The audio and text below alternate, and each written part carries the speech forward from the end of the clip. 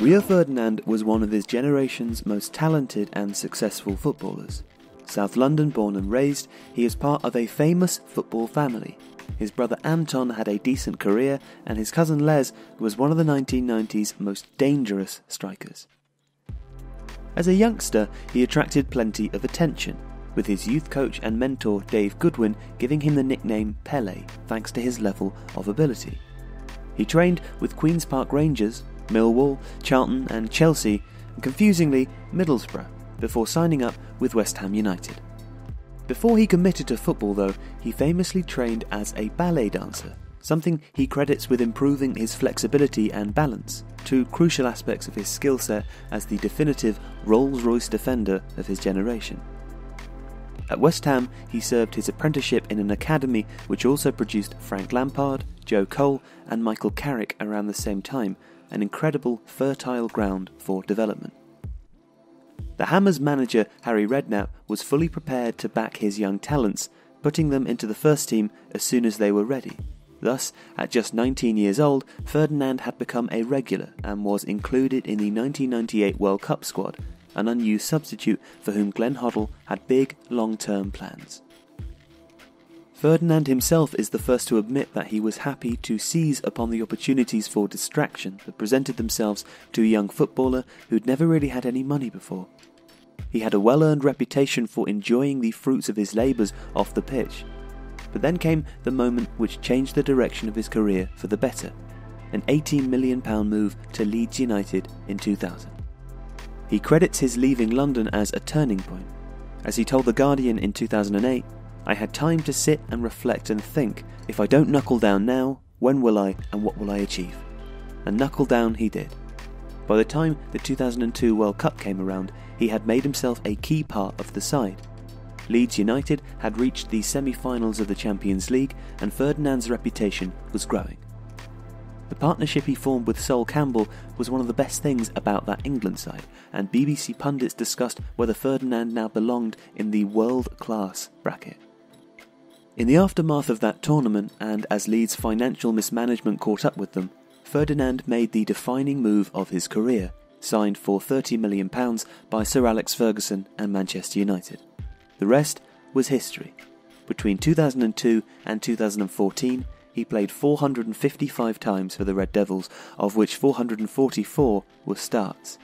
Only 18 men have made more appearances in total, and only 15 have featured in more starting 11s. He won 6 Premier League titles, 2 League Cups, a Champions League which he lifted as captain, and the FIFA World Club Cup. When he got to United, he recognised he would have to step up his game. He later told 442, "The most nerve-wracking time was the first training session. We were playing a piggy-in-the-middle type game, and I could hear Ole Gunnar Solskjaer saying, 'How much? 30 million? I would have expected that from Keno or Butty, but not him.'" He won his first Premier League title in his first season, but what followed was his toughest time at the club. He was banned for 8 months following a missed drugs test, as he was out buying sheets for his new home when the testers called. Sir Alex always maintained the punishment was harsh, as a high-profile United player was made an example of, and comparisons with other similar cases do bear this theory out to some degree. He missed Euro 2004 because of the ban, but returned to make the Premier League Team of the Year for the second time in the 2004-2005 season, one of 6 appearances. Then, in January 2006, as United were on their way to reclaiming the Premier League title for the first time in 3 years, another defining moment of his career occurred as Ferguson signed Nemanja Vidic. Ferdinand specialised in partnerships, making whoever played alongside him look better thanks to his brilliant organisation and communication skills, but Vidic was the yin to his yang, and between them they forged the best defensive partnership United had seen since Bruce and Pallister. Rio was the prototypical clean shorts defender, all timing and interceptions, going months and months at a stretch without so much as a yellow card. In fact, in 312 league appearances for the club, he committed a total of just 68 fouls. Vidic, it's fair to say, took a slightly different approach. One last controversy remained. During contract talks, he was pictured dining with his agent and then Chelsea chief executive Peter Kenyon. a militant group of United supporters, the Men in Black, turned up at Ferdinand's house and suggested that he should sign a new deal. He did, but he probably would have anyway. He had his best season in 2007 and 2008 as United won the League and Champions League double. He and Vidic protected Edwin van der Sar brilliantly. Alan Hansen said, "This season all the plaudits have gone to Cristiano Ronaldo, but when the going has been tough, Ferdinand has performed better than anyone." He turned 30 during the subsequent campaign, and Sir Alex started to protect him, rotating him and calling on him when he really needed his brilliance. When David Moyes arrived in 2013, he played Ferdinand in the first 6 competitive games in a row.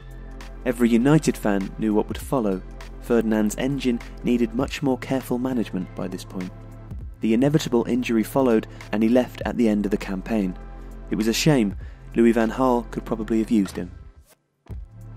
Ferdinand played on for a season at Queen's Park Rangers, though no one knew that in the background he was enduring his life's worst moments as his wife Rebecca battled cancer, dying in May 2015.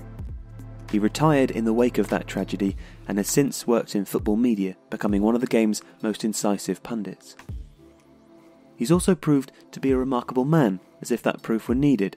Knowing he was ill-equipped to help his children with the emotional challenges they faced, he has dedicated himself to developing his own emotional insight, making a television programme and writing a book about his struggles as a means to help others dealing with similar issues, and as a means of learning the complex lessons he now needed to learn. That drive for self-improvement should come as no surprise. It was what defined him as a player, always growing. He became better and better, polishing the cracks out of his game, cutting out the mistakes and becoming one of the finest players of his generation. He won pretty much everything there was to win, proving that he had the substance to match his superb style.